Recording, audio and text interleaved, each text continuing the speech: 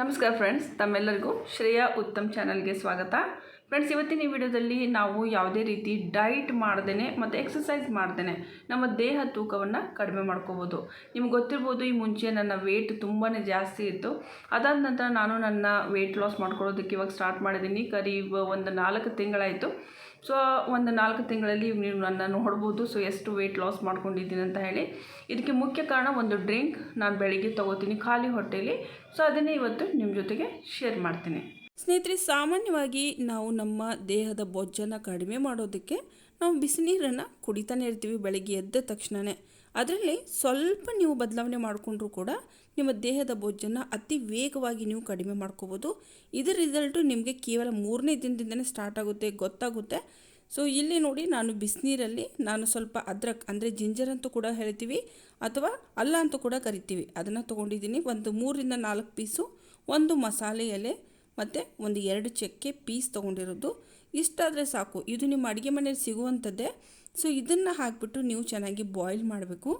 ಈ ಒಂದು ಏನು ಮಸಾಲೆ ಎಲೆ ಇದೆ ನೋಡಿ, ಇದು ತುಂಬಾ ಫಾಸ್ಟಾಗಿ ನಿಮ್ಮ ದೇಹದ ಬೊಜ್ಜನ್ನು ಕಡಿಮೆ ಮಾಡೋದಕ್ಕೆ ತುಂಬಾ ಹೆಲ್ಪ್ ಮಾಡುತ್ತೆ. ಮತ್ತು ಅದ್ರ ಜೊತೆಗೆ ಮೆಟಬಾಲಿಸಮ್ನು ಕೂಡ ಬೂಸ್ಟ್ ಮಾಡುತ್ತೆ ಇದು. ಸೊ ಇದು ತುಂಬಾ ಹೆಲ್ಪ್ಫುಲ್ ಆಗಿರುತ್ತೆ. ಸೊ ಇವಾಗ ಇದು ಚೆನ್ನಾಗಿ ಇವಾಗ ಬಾಯ್ಲ್ ಆಗಿದೆ. ಬಾಯ್ಲ್ ಆದಮೇಲೆ ಏನು ಮಾಡಬೇಕು ಅಂದರೆ, ಇದನ್ನೇ ನೀವು ಒಂದು ಚಹಾ ಸೋಸೋದ್ರಿಂದ ಸಪ್ರೇಟ್ ಮಾಡ್ಕೊಳ್ಳಿ. ಅದಾದ ನಂತರ ಇದಕ್ಕೆ ನಾವು ಮತ್ತೆ 2 ಇಂಗ್ರೀಡಿಯೆಂಟ್ನ ಬಳಸ್ತೀವಿ. ಅದು ಕೂಡ ನಿಮ್ಮ ಅಡುಗೆ ಮನೆಯಲ್ಲೇ ಸಿಗುವಂಥದ್ದೇ.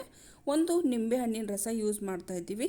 ನಿಂಬೆಹಣ್ಣಿನ ರಸವನ್ನು ದಿನದಲ್ಲಿ ನೀವು ಒಂದು ಲಿಂಬೆಹಣ್ಣು ಕೂಡ ಕಂಟಿನ್ಯೂಸ್ ಆಗಿ ನಿಮ್ಮ ಡೈಟಲ್ಲಿ ನೀವು ಯೂಸ್ ಮಾಡ್ತಾ ಹೋದರೂ ಕೂಡ ನಿಮ್ಮದು ವೆಯ್ಟ್ ಲಾಸ್ ಆಗುತ್ತೆ. ಸೊ ಅದ್ರ ಪ್ರಕಾರ ನಾನಿಲ್ಲಿ 4ರಿಂದ 5 ಹನಿ ನಿಂಬೆಹಣ್ಣಿನ ರಸ ತೊಗೊಂಡಿದ್ದೀನಿ.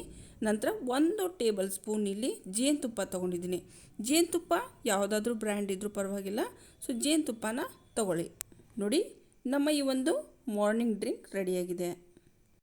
ಈ ಒಂದು ಡ್ರಿಂಕನ್ನು ಎಷ್ಟು ದಿನ ತೊಗೊಳ್ಬೇಕು ಅನ್ನೋದನ್ನು ತಿಳ್ಕೊಳ್ಳೋಣ.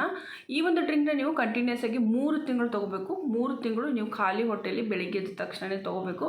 ಅದಲ್ಲದೆ ಇದರಲ್ಲಿ ನಾವು ಯೂಸ್ ಮಾಡಿದ್ದೀವಿ ನಿಂಬೆಹಣ್ಣಿನ ರಸ. ಸೊ ನಿಂಬೆಹಣ್ಣಿನ ರಸ ದಿನದಲ್ಲಿ ಕೇವಲ ನೀವು ಒಂದು ಅರ್ಧ ನಿಂಬೆಹಣ್ಣು ಅಥವಾ 1 ನಿಂಬೆಹಣ್ಣು ತಿನ್ಬೋದು. ಅದಕ್ಕಿಂತ ಜಾಸ್ತಿ ತಿನ್ನಬಾರ್ದಂತ ಡಾಕ್ಟರ್ಸ್ ಕೂಡ ಹೇಳ್ತಾರೆ.